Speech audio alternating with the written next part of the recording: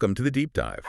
We're here to take some of the most rigorous, most specialized blueprints from history and really break them down into essential knowledge for you. And today, we are stepping deep into the history of canine performance, specifically the American Pit Bull Terrier, or APBT. We really are. And we're looking at a culture that was just, it was defined by this almost obsessive drive for precision. When you look at these old records, they're not just training logs. No. They're detailed blueprints. They reflect this incredible dedication. And the blueprint we're diving into today is the Dogman 2000 Keep. Now, for anyone outside this community, a keep is basically the whole conditioning plan, diet, exercise, supplements, everything to get a dog to peak form. Right. And this document has become a legend. It's cited as one of the most simple, but at the same time, deeply detailed keeps ever written down. It really is a landmark piece of history. It captures a philosophy from that time, which they boiled down to something pretty simple. What was that? Good dogs plus good people equals success, at least in the APBT Gamedog tradition. So our mission here is to dissect that formula over its entire 12-week timeline. We're going to look at the routines, the nutrition down to the gram, and really figure out what this level of commitment tells us about the culture back then. And this dedication to data is something we're going to hit on again and again. But before we get into the details, the ounces and the pills, we absolutely have to set the historical context for this. This is non-negotiable. We have to be really clear up front that we are looking at this for purely historical and educational reasons. Right. The Dogman 2000 Keep reflects the methods and the thinking of a very specific time.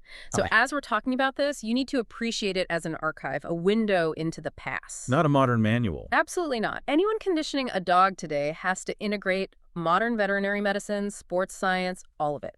This keep shows us the commitment of the past. That's its value for us. That's a crucial distinction.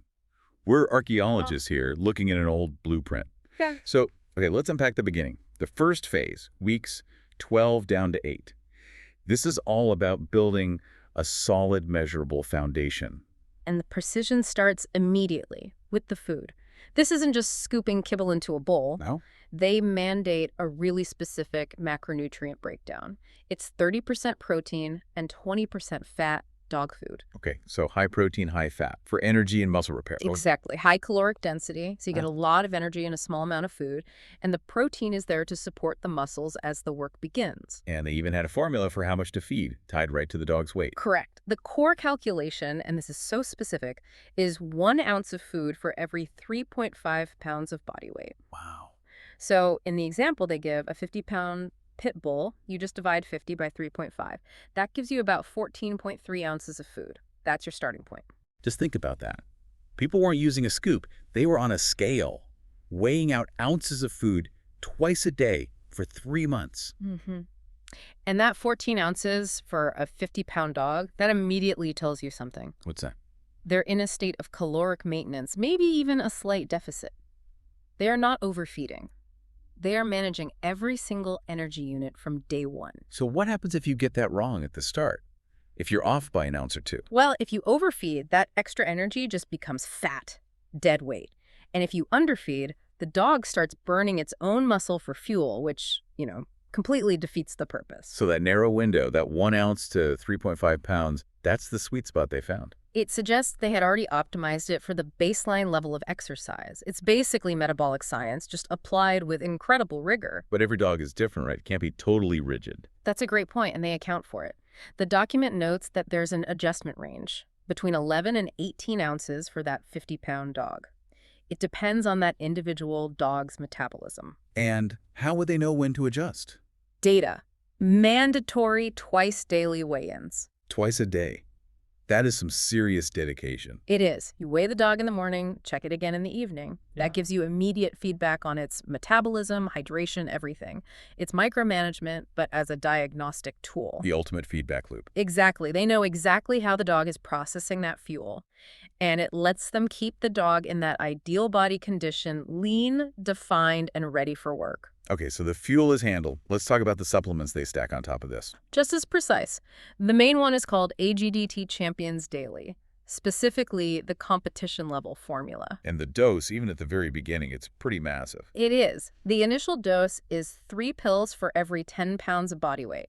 So our 50-pound dog is starting on 15 pills a day. 15? The sheer volume suggests this was a really comprehensive formula. You're probably looking at high levels of B vitamins for energy, electrolytes, amino acids, everything to support muscle function right out of the gate. It's a serious investment. What else is in that initial stack? Well, you see essential fatty acids, 1 tablespoon of flaxseed oil. That's for inflammation, cell health, coat, skin, all that. Then you have an herbal component. Just a pinch of ginkgo leaf. Just a pinch. Again, that specificity. But the one I really want to dig into is the pre-workout fuel. They mandate 5 grams, 1 teaspoon of ribose. Why was that so critical right at the start? That is the moment this goes from just good nutrition to real performance science. Ribose is a type of sugar that is absolutely essential for creating ATP. Adenosine triphosphate. Yeah. The energy currency of the cell. Exactly. If the dog is going to do these high-intensity, repeated efforts, its muscles need to be able to replenish ATP very, very quickly. So by giving 5 grams of ribose right before the workout, they're basically, what, priming the pump? You're priming the ATP factories in the muscles. You're giving the dog the raw materials for quick recovery and sustained power. This shows a remarkable level of sophistication for the time. They understood this on a cellular level. Even the way they give water is measured. It wasn't just, hey, make sure the dog has fresh water. No, it was a ritual. They specify that the food must be soaked for 15 minutes before feeding, and the ratio is 1 ounce of water for every 2 pounds of body weight. So for our 50-pound dog, that's 25 ounces of water. Soaked into 14 ounces of food. It does a couple of things. 1, it helps with digestion, makes it more efficient. And 2, it's a massive, deliberate fluid intake. It ensures deep hydration before the work even begins. And of course, they have 24/7 access to fresh water on top of that. Okay, so the machine is fueled, it's hydrated, it's supplemented. Now let's get to the work. Weeks 12 to 8. What does that initial schedule look like? It's all about controlled, cautious capacity building. The structure is no more than 6 working days in a row. They recognize the need for rest even when the work is light. And the sessions start incredibly light. 3 one-minute runs. That minimal start is the whole key. 3 one-minute runs isn't about building endurance on day 1. It's about introducing the routine, conditioning the joints, the ligaments, the tendons, getting the body adapted to the stress without injury. So they're building the chassis before they drop in a bigger engine. Perfect analogy. It's all about structural integrity first. And then the progression is just a slow, gradual increase. The goal is to get to 3 sessions of 10-minute runs by the end of week 8. So they go from 3 minutes of running a day to 30 minutes a day over a 4-week period. 8 weeks, actually, from the start. But yes, it's a calculated, gradual ramp up. It's how you minimize the risk of those soft tissue injuries that you see in training programs that are too aggressive. Okay, that makes sense. But given the strict calorie count, how did they make sure the dog didn't just crash and burn out during this buildup? Well, the 2 main things are the ribose and the rest. The ribose provides that immediate usable energy. And because they're weighing the dog twice a day, they'd see any metabolic stress immediately. A sudden drop in weight. A rapid drop, yeah. That would signal that the dog is burning muscle, and they'd have to adjust the calories up immediately using that 11 to 18 ounce range we talked about. The data governed everything, not impatience. All right, that covers the foundation. So now we move into the intermediate phase, weeks 8 down to 4. This must be where the intensity really starts to ramp up. This is where the program shifts from building to testing. The dog is adapted. It knows the routine. Now they start to push the limits, and that means a big ramp up in both calories and workout volume. And you see that directly in the feeding strategy, right? Absolutely. The source explicitly says food is increased by about 10% weekly after the workout. Then it stabilizes. It's real-time adaptive nutrition. The dog does more work. It gets more fuel. Simple as that. It's a living document, adapting week to week. And you really see this reflected in the main supplement, the APBT Champions Daily. That dose just explodes here. It's a profound jump. In phase 1, it was 3 pills per 10 pounds. Now it nearly doubles to 2 pills per 5 pounds. So our 50-pound dog goes from 15 pills to 20. To 20 pills a day. That's a 33% increase. That tells you everything you need to know about the level of physical stress the dog's body is now under. They are compensating heavily for that increased workload. That is a massive investment, both in money and just commitment. It is, but what's interesting is that the foundational elements stay the same. The tablespoon of flaxseed oil, the pinch of ginkgo, and that all-important 5 grams of pre-workout ribose, They all stay put. So the core performance support gets a boost, but the energy management and general health stuff remains consistent. It's working. Exactly. So let's talk about the work itself in this phase. We left off at 3 10-minute runs. What's new? This is where they add resistance and different types of muscle engagement. The routine stabilizes at 3 10-minute runs, but now they add 5 minutes of hide work. Hide work, that's more like short burst anaerobic effort, isn't it? It is. It engages different muscle fibers than the long, steady runs. It's resistance training. So you're moving from purely aerobic stamina to a mix of aerobic and anaerobic capacity. It's building power on top of the endurance base. Precisely. The base is built. Now they're sharpening the power and the mental focus. And then comes the big leap, the major milestone of this middle phase. This is the aggressive part. The target by the end of week 4, so 4 weeks out from the show, is to be hitting 3 sessions of 30-minute runs 5 days a week. 3 30-minute runs, that's 90 minutes of running a day. 90 minutes of high-intensity running 5 days a week. It's a massive volume of work. That's a huge jump. How do you manage the dogs? Well, it's a mindset. How do you keep it willing to work that hard without getting stale or refusing? The psychological part is tied so closely to the physical readiness here. The routine itself helps, it's predictable, but really it's the nutritional support. The dog can handle the load because it has the fuel, the ribose, the extra food. And remember, they're documenting environmental conditions. If it's a super hot or humid day, a good handler knows you can't push for 90 minutes. You'd risk heat stress or burnout. So you adjust. The data protects the dog's body and its mind. And even with this insane workload, they still build in mandatory rest. It's essential. The schedule is explicit. 2 full days off, Saturday and Sunday. That's the principle of supercompensation. The body only gets stronger when it's recovering. You break down the muscle during the week. And you rebuild it stronger on the weekend. Without those 2 days, the dog is just headed for injury and burnout. It's a non-starter. You tear down a house to build a bigger one. And that data collection you mentioned about the weather, there's more to it than just heat, right? Oh, yeah.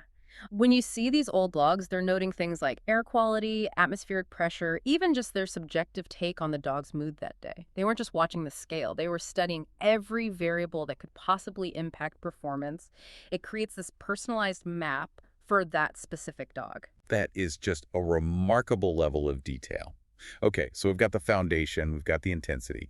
Now for the final, most delicate phase, weeks 4 through showtime. This is the art of peaking. And the margin for error here is basically 0. The goal is to max out the conditioning while stripping away any last bit of non-functional weight, whether that's fat or water. It's a very, very delicate balance. The diet ratio stays the same, the 30-20 protein fat, but the daily adjustments become even more critical. They become hypercritical. They're weighing the dog not just twice a day, but specifically before and after workouts. Okay. Why the pre- and post-workout weigh-in? Fluid loss. It's to monitor hydration. If the dog loses too much weight during a 90-minute session, the handler knows it's dehydrated and needs to adjust the water intake. It's also that final check to make sure the dog isn't burning too much muscle during the work. It sounds a lot like what a human bodybuilder does in their final weeks before a competition, that drying out phase. It's the exact same principle. You are managing body composition on a cellular level. Every calorie, every drop of water has a specific function. Okay, now for what I think is the most interesting change. Right at the 4-week mark, something that has been a staple, the ginkgo, suddenly gets cut. Why? This is one of the most strategic moves in the whole program. The AGET is still there, the ribose, the flax oil, but the ginkgo leaf is removed. Now, ginkgo is known for improving circulation. It has some mild effects on blood viscosity. The theory is that by removing it for the final push, they're simplifying the dog's physiological state. They don't want anything that could potentially interfere with peak explosive performance. So its job was in the long-term buildup, and now it's not needed. Or Sure. could even be a negative. It shows an incredibly sophisticated, phased approach to supplementation. If it doesn't serve an immediate purpose for that final peak, it's out. And the workouts are at their absolute maximum during this time. Maximum volume. Up to 3 30-minute runs daily, 90 minutes. At this point, it's not about building new muscle. It's about cementing the endurance and muscle memory that they've spent the last 8 weeks developing. But just like with the nutrition, they make a crucial cut in the training right before the show. The resistance work is gone. The spring pull, yeah. It gets cut 5 to 10 days before the show, and that timing is critical. It's all about managing fatigue and letting the muscles heal. Ah, so the resistance work creates micro tears in the muscle. Exactly. So by cutting it out, you give those muscles a week or so to fully heal, to become fresh and strong, and crisp is the word they might use. You do that without losing any of the cardiovascular conditioning from the runs. It's such a fine line. Keep the cardio, but let the muscles recover. It all points to one goal: peak performance on one specific day. And we have the proof that it worked. The document includes the 14-day Dogman 2000 report. It shows a dog starting at 55.8 pounds and finishing at 51.0 pounds. A drop of 4.8 pounds in 2 weeks while doing maximum intensity work. That is the definition of success for this kind of program. It is. It suggests they successfully shed almost 5 pounds of residual fat and expertly manipulated water weight, all while maintaining that peak lean muscle. It's the payoff for 12 weeks of meticulous, data-driven work. This level of detail, it moves the Dogman 2000. Keep beyond just a training manual. It really becomes a historical document defining the whole culture. That's the bigger picture. It's not just what they did, it's how they did it, and even who they did it with. The supplier list is like a time capsule of the whole infrastructure. Let's run through that, because these names really define the era. You see conditioning equipment from places like Gambler's Grand Champion, Virgil, and Gambler treadmills. But the key thing is, it lists the Chandler Treadmill Company as the official mill of Dogman 2000. An official mill. That implies a huge level of organization. It means everyone following this keep was using the exact same machine, which standardizes the resistance, the incline, everything. It's all about minimizing variables. And then you see O'Brien Dog Supply for harnesses, leashes, collars, the day-to-day tools, and then you get to the kennel infrastructure itself. Right. Hell on Earth Kennel is mentioned for things like conception stands and dog boxes. Yeah. It paints a picture of a completely self-contained operation. From breeding to transport to competition, yes. But the most telling part, the thing that ties the science of the keep directly to the biology of the dogs, is the explicit mention of the termite and yellow john bloodlines. Okay, that's more than just a casual note. Why was it so important to mention those specific genetics? Because it reinforces that this keep was not a generic plan. It was a blueprint designed specifically for dogs that had the genetic predisposition for this kind of work. The termite and yellow john lines were famous for their tenacity, their stamina, their powerful builds. So this conditioning program was designed to maximize the potential of those specific genes. You couldn't just put any dog through this and expect the same results. You couldn't. It would be unpredictable, maybe even disastrous. They understood that the diet, the work, the recovery, it was all optimized for dogs that already had a high degree of natural ability and drive. The conditioning and the genetics were two sides of the same coin. It's incredible. The whole thing, the measured inputs, the phased work, the constant data collection, it shows a community that saw success as a systematic, repeatable process, governed by numbers, not by guesswork. And that systematic approach is what makes it so valuable for us to study today. It's a case study in elite-level specialization. It shows the sheer dedication required to master a discipline that combines animal science, nutrition, and physical conditioning. This has been a really deep dive. The Dogman 2000 Keep, 12 weeks, defined by that 1 ounce per 3.5 pound rule. The progression from 1 minute runs up to 30-minute workouts, and that really sophisticated supplement use, like the ribose for energy. And the strategic removal of the ginkgo for that final refinement. It's a complex blueprint that looks deceptively simple on the surface. It is, without a doubt, a cornerstone document in the history of the APBT. And we have to say it one more time. This is a historical archive. Any application of conditioning today has to integrate modern veterinary science and ethical animal care. We learn from the past, but we train responsibly in the present. That's the entire point of a deep dive like this, using the past to inform responsible practice. And for any of you listening who are captivated by this, who want to explore this history and culture in even more detail, I want to point you to an essential resource. If you really want to develop a thorough, extensive understanding, the APBT INFO website or their YouTube channel is where you have to go. Absolutely. You will find hundreds of hours of history, conditioning plans, training content, everything related to the pit bull game dog tradition. They are the custodians of this history, and we absolutely encourage all you lovers of APBT history to go visit them. It really is the ultimate resource if you want to become truly well-informed. So we'll leave you with one final thought. Given the incredible detail and rigid structure of a program like this, where every single ounce and every single minute was tracked, leading to that measurable 4.8-pound refinement. What's the biggest historical lesson we can learn from this about the commitment required for deep specialization in any field, whether it's dogs or sports or mastering a professional skill? I think the lesson is that commitment isn't just passion. It's not just hard work. It's measured effort. The success of this keep wasn't just in the 90-minute runs. It was in the discipline to weigh the dog twice a day, to adjust the feed by 10%, to schedule that mandatory rest. True mastery, deep specialization. It requires turning your subjective effort into objective data. And that's a wrap on this deep dive into a historical blueprint for performance. Thanks for joining us. See you next time.